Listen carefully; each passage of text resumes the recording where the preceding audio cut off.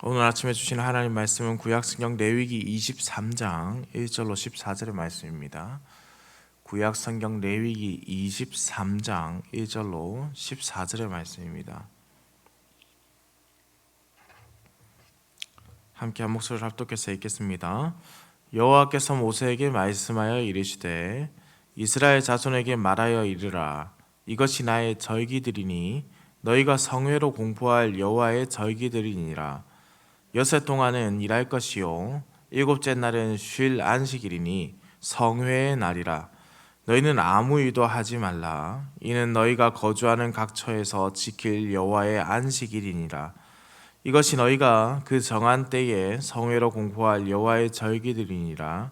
첫째 달 열나흘 날 저녁은 여호와의 유월절이요 이달 15날은 여호와의 무교절이니 이래 동안 너희는 무교병을 먹을 것이요 그 첫날에는 너희가 성회로 모이고 아무 노동도 하지 말며 너희는 이래 동안 여호와께 화제를 드릴 것이요 일곱째 날에도 성회로 모이고 아무 노동도 하지 말지니라.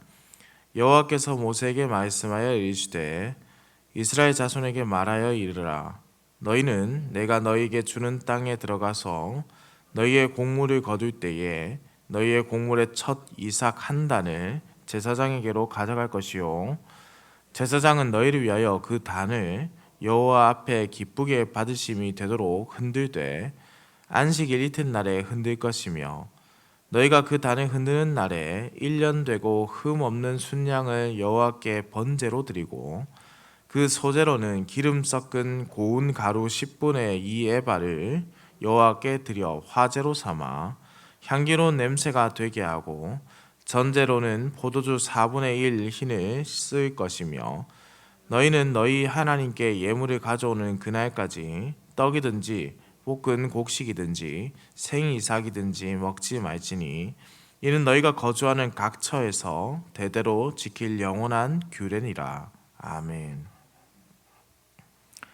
레위기 23장은 절기에 대한 규정을 담고 있는데요. 사실 이 절기에 대한 규정이라는 것이 우리의 문화는 조금 다르기 때문에 생소한 것들도 있고 그렇습니다. 그러나 이스라엘에게 있어서 이 절기라는 것은 그들의 신앙생활의 가장 어떻게 보면 중요한 척도를 담고 있는데요. 이러한 절기들이 1년 중에 몇 번이 주어지게 되면서 여호와 하나님을 다시금 기억하고 다시금 묵상하는 시간이 된다는 것이죠. 우리에게도 그렇게 동일한 것이 있죠. 부활절이 그렇고 성령 강림절이 그렇고 추수감사절이 그렇고 성탄절이 우리에게 하나님의 사랑을 더 크게 묵상하고 깊이 있게 돌아보는 것처럼 이스라엘에게 있어서 이러한 절기들은 하나님을 다시 한 번 더 돌아보게 생각하게 묵상하게 만드는 귀한 날입니다. 사실 절기 규정을 담고 있는 성경은 출애굽기, 민수기, 신명기도 있습니다. 그런데 레위기 23장에 나타난 이 두드러진 특징들은 절기에 드릴 예물에 대한 제물에 대한 규정이 제한적으로 기록되어져 있다는 점인데요. 그 이유는 이 레위기 23장의 규정이 제사장의 절기 때의 역할보다 이스라엘 백성이 해야 하는 이들에게 그 초점이 맞춰져 있기 때문입니다. 제사장이 무엇을 하는 것보다 이 이스라엘 백성들이 어떻게 해야 되는지에 초점을 맞추고 있다는 것이죠. 이스라엘 백성들이 해야 할 가장 중요한 역할은 그들의 일상적인 노동을 멈추고 이 절기를 온전히 보내는 것입니다. 그래서 본문 2절에 보시면은 이스라엘 자손에게 말하여 이르라 라고 명하고 계십니다. 이는 이 규정들이 이 제사장들에게만 주어진 것이 아니라 이스라엘 백성에게 주어진 것임을 다시 한번 강조하는 것이죠. 그래서 하나님은 이를 강조하기 위해서 또 한 번 2절 마지막에 여호와의 절기들이니라 라고 덧붙이고 있습니다. 이스라엘 백성들이 지켜야 할 이 규례가 바로 여호와의 절기다. 둘 다 강조점이 있다는 것이죠. 성회는 이스라엘 백성이 공식적으로 한자리에 모이는 날이고 함께 더불어서 안식하는 쉼의 날입니다. 성회의 날을 선포하는 이유는 구약 시대의 절기들의 상당수가 이 원력에 따라서 정해지기 때문에 첫 달의 시작이 때로는 굉장히 유동적이기 때문입니다. 그런데 이에 따라서 확정된 절기를 백성에게 선포하여 알리기 위해서 성회의 날을 이제 알려주게 되는 것이죠. 3절에는 안식일에 대한 규정이 간략하게 기록되어 있습니다. 3절 전반부인 여섯 동안은 일할 것이요 일곱째 날은 쉴 안식일이니 라는 표현은 출애굽기 31장 15절과 동일합니다. 하지만 그 다음 부분은 레위기만 가지고 있는 특징이라고 할 수 있는데요. 모세오경에서 안식일에 해서는 안 되는 일로 언급된 것은 만나를 굽는 것, 만나를 굽고 삶는 것, 밭을 갈거나 거두는 것, 불 피우는 것, 나무를 모으는 것, 그런 것들인데요. 그러나 우리는 어떤 일도 하지 말라 이 자체를 두고 문자 그대로 이해해서 모든 일을 중단하라고 적용해서는 좀 곤란합니다. 역사적 문헌을 좀 찾아보면은 생각보다 이 안식일에 허용되는 일들이 다양하게 존재하고 있었습니다. 열왕기하 4장 22절에서 23절은 안식일에도 가까운 곳에 여행을 하는 모습이 있었다는 것을 알 수 있고요. 또 역대하 23장 4절에 보면은 성전을 지키는 일은 계속해서 있었습니다. 그리고 성전에서 업무를 교대하는 일도 허용되었고요. 열왕기하 16장 18절에 보시면은 안식일에 쓰기 위하여 성전에 건축한 낭실과 왕이 밖에서 들어가는 낭실이라는 표현이 있습니다. 그러니 사실은 안식일에 쓰기 위하여 이 표현으로 보았을 때는 왕이 안식일에도 업무를 보았다라는 것을 알 수가 있죠. 그렇다면 안식일의 근본적인 취지는 일을 하지 않는 것, 아무것도 하지 않는 것이 아니라 쉬는 것에 초점이 맞춰져 있다는 겁니다. 쉬는 것. 여호와의 안식일이란 안식일의 주인인 여호와, 그분을 우리에게 알려주는 것과 동시에 여호와께서 안식일날 쉬셨던 것처럼 하나님의 백성도 쉬어야 한다라는 것을 강조하는 표현입니다. 그러니 사실 안식일에 일을 누가 하나라도 한다면 하나님께서 그로 인해서 분노하시는 것이 아니라 실상 진정한 이 안식과 쉼이라는 개념이 우리 가운데 누려지지 않는다면 안타까운 것이고 이 기쁨의 날로 보내라는 하나님의 참뜻을 잊어버리는 것이죠. 그러니 우리는 이 주일의 개념에서 안식일의 개념을 그대로 가져온다면 하나님 안에서 참된 평안과 쉼이라는 개념에서 이 주일을 온전히 보내야 한다는 겁니다.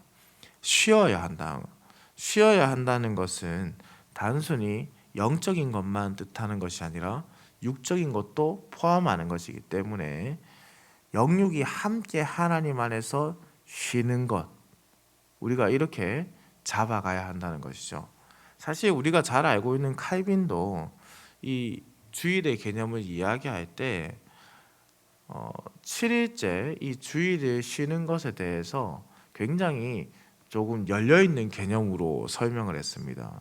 우리가 7일에 한 번 하나님 앞에 모이는 것은 적어도 7일에 한 번 정도는 하나님께 예배를 온전히 드려야만 참된 쉼을 누리기 때문이다 라는 개념으로 설명을 했거든요.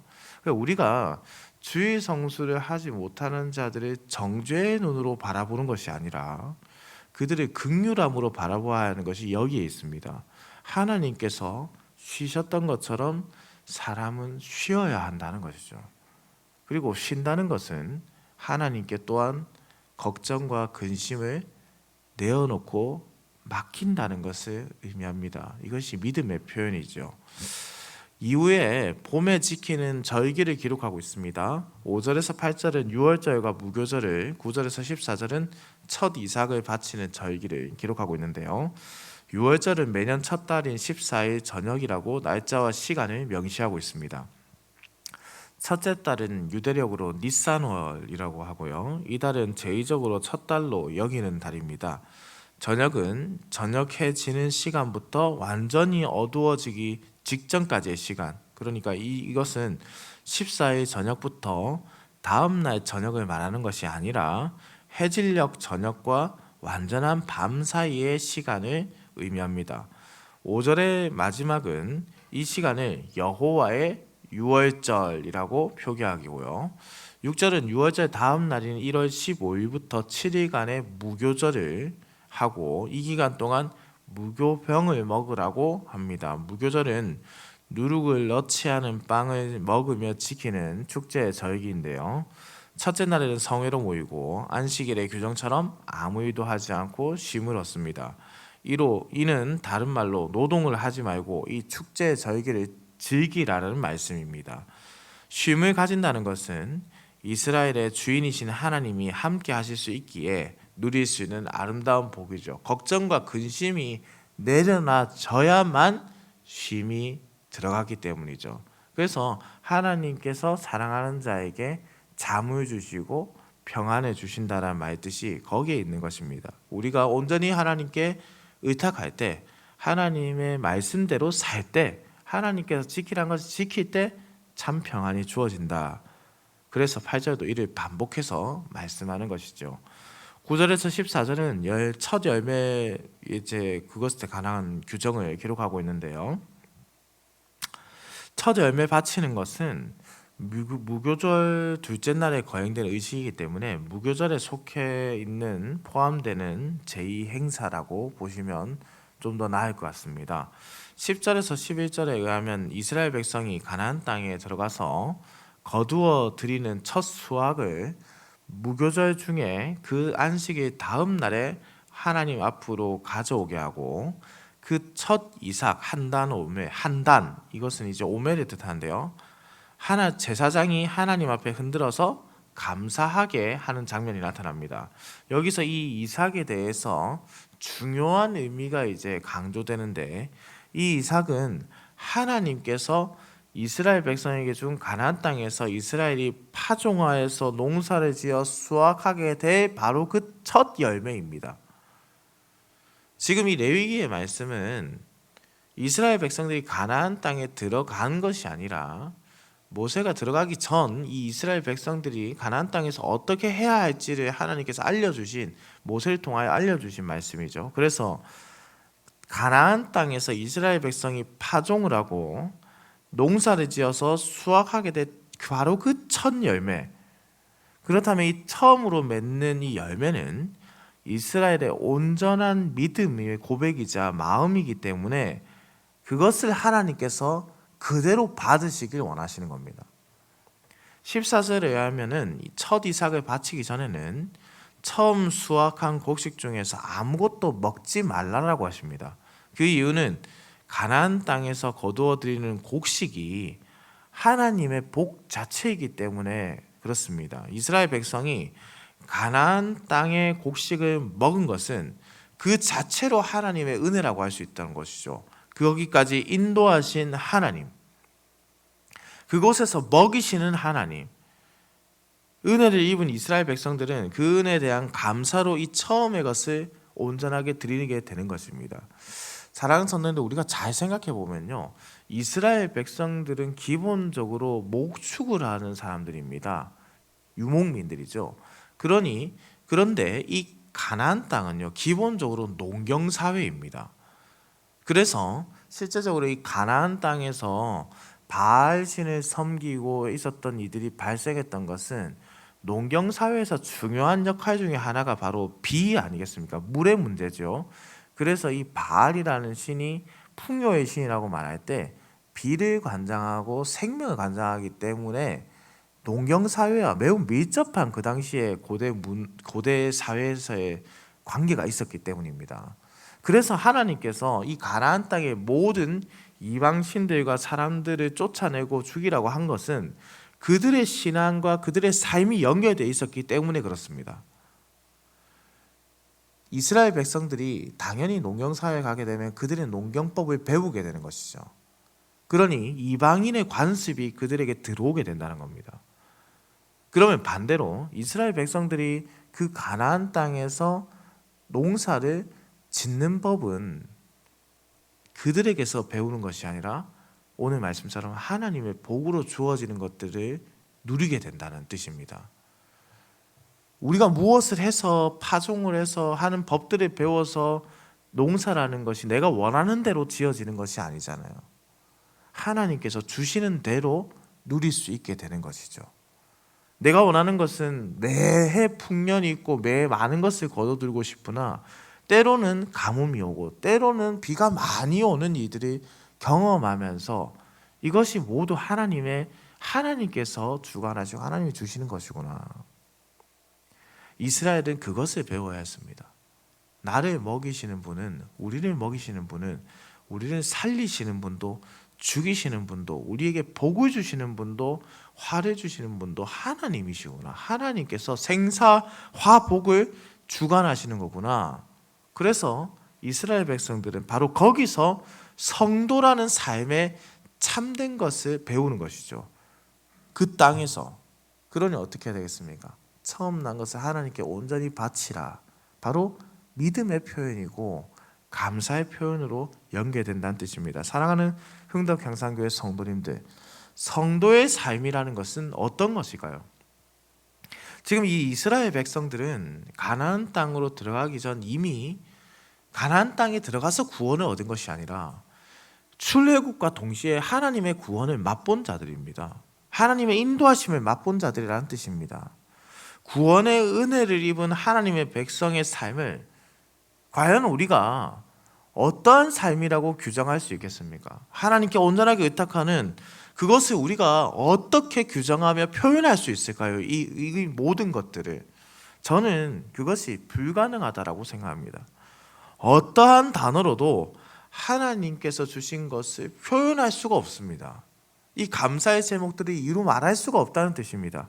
구원하신 분도 하나님이시고 이끄시는 분도 하나님이시고 먹이시는 분도 하나님이시고 살리시는 분도 하나님이시고 인도하시는 분도 하나님이시고 그곳에서 또한 살게 하시고 누리게 하시고 하시는 모든 것이 하나님의 뜻 안에 있고 하나님의 계획 안에 있습니다. 이것을 어떻게 우리가 감히 표현할 수 있겠습니까? 어떠한 단어로도 그것을 온전히 표현할 방법이 없지요. 그러나 그럼에도 불구하고 매우 어설프고 매우 작은 표현이지만 우리는 이를 은혜라는 말로만 표현할 수밖에 없다는 뜻입니다. 은혜, 값없이 우리에게 주신 것. 은혜라는 말 위에는 아무것도 이를 대체할 수가 없습니다. 우리는 하나님의 은혜를 입은 사람들입니다. 그런데 이 은혜가 한시적이냐? 그렇지 않습니다. 구원이 단회적으로 일어난 게 아니잖아요. 이스라엘 백성들을 출애굽시키고 끝나버린 게 아니잖아요. 이 구원의 은혜가 이 모든 하나님과의 삶이 하나님과 누리는 모든 이 삶이 영원하다는 겁니다. 바쁘게 살아가고 인생이 화살처럼 빠르게 날아가는 것 같습니다. 그러나 이 인생이 그렇게 바쁘게 화살처럼만 날아가기만 한다면 이 인생이라는 것이 얼마나 더덥기만 할까요? 기쁨과 감사와 찬양이 완전히 사라져 버린 인생을 우리가 살고 있지는 않는가 돌아보게 됩니다. 지난 수요 기도회 때 불렀던 찬양이 있습니다. 얼마 전 듣게 된 찬양인데요. 세상을 사는 지혜라는 찬양입니다. 세상을 사는 지혜. 이 찬양에 이런 가사가 있습니다. 하늘을 볼 겨를도 없이 정신없이 세상을 살다가 마음의 먹먹함이 내 삶을 짓누를 때 그때서야 주님을 찾습니다. 행복을 느낄 겨를도 없이 분주하게 세상을 살다가 인생의 허무함이 내 삶을 짓누를 때 그때서야 주님을 찾습니다. 참으로 안타까운 것은 제가 그렇게 살고 있더란 말입니다. 하나님께서 절기를 주신 것도 하나님을 기억하고 쉼을 누리고 그 평안을 누리라는 것인데, 그렇게 정신없이 살다가 하나님을 기억하지 못하고 있더라는 겁니다. 주일이 우리에게 있다는 것, 우리가 땀을 흘려 땅의 소산을 벌 수 있다는 것은 다 은혜입니다. 우리 주님께 감사와 찬양의 제목이 되어야 하는데, 어느 순간 일이 주인이 되어서 주인이신 여호와 하나님을 외면한 우리의 모습이 아닌가 돌아보게 됩니다. 사랑하는 성도님들, 바쁘게 산들 하나님이 없다면 무슨 의미가 있나요? 쉼이 없다면, 안식이 없다면 바쁜 삶에 참 의미는 묵상한 시간이 없는 것은 아니겠습니까? 성도님들, 우리 주님의 마음을 돌아보시기 원합니다. 우리 주님의 마음으로 세상을 보시길 바랍니다. 우리의 쉼을 위해, 우리의 기쁨을 위해, 우리의 감사를 위해 주어진 은혜를 기억하시기 바랍니다. 온전히 우리 주님을 바라보는 삶, 참된 안식을 누리는 삶이 우리에게 있어야 감사와 찬송이 넘쳐나게 된다는 뜻입니다. 내일 복되고 거룩한 주일입니다. 참된 안식, 참된 평강, 참된 쉼이 우리에게 있기를 소망합니다. 그러기 위해서는 주일을 맞이하기 전 이 토요일은 매우 중요한 날입니다. 하나님 안에서 내가 더욱더 거룩하고 정결하게 하나님께 예배드릴 수 있는 자로서의 마음과 몸을 준비하는 그 은혜로운 날로 오늘을 보내야 하는 것입니다. 그럴 때 우리의 내일의 주일에 주어지는 은혜의 예배가 더욱더 감격적으로 다가오게 되고 참된 쉼과 안식이 우리에게 누려질 것입니다. 오늘 우리가 세상을 사는 참된 지혜의 말씀을 붙잡고 안식과 평강을 누리기를 우리 주님의 이름으로 축원합니다. 기도드립니다. 사랑과 은혜가 풍성하시며 변함없이 우리에게 은혜를 베풀어 주시는 살아계신 우리 하나님 아버지, 잠시 잠깐 살다가는 인생의 연약함을 아시는 주님께서 주님의 사랑을 우리에게 알려주시고 귀한 은혜와 쉼이라는 안식의 참된 의미를 우리에게 알려주심에 감사와 찬송을 올려드립니다. 사랑의 하나님 아버지, 주님이 주신 모든 시간은 우리에게 가장 좋은 것이고 소중한 것임에도 불구하고 아름답고 귀하게 사용하지 못했음을 또한 돌아봅니다. 주님, 우리를 불쌍히 여기시고 아름답게 사용할 수 있도록 주님의 마음을 우리의 마음에 다시 한번 부어 주시옵소서. 하나님 아버지, 우리가 거룩하고 복된 주일에 참된 안식을 누리길 소망합니다. 여호와의 모든 날에 참된 감사를 누리기를 소망합니다. 오늘 우리에게 주어진 이 아름다운 날 하나님께 감사하며 은혜를 누리며 귀한 백성들이 천국의 잔치를 여는 날이 되게 하여 주옵소서. 감사해 드립니다. 살아계신 우리 주 예수 그리스도의 이름으로 기도드립니다. 아멘.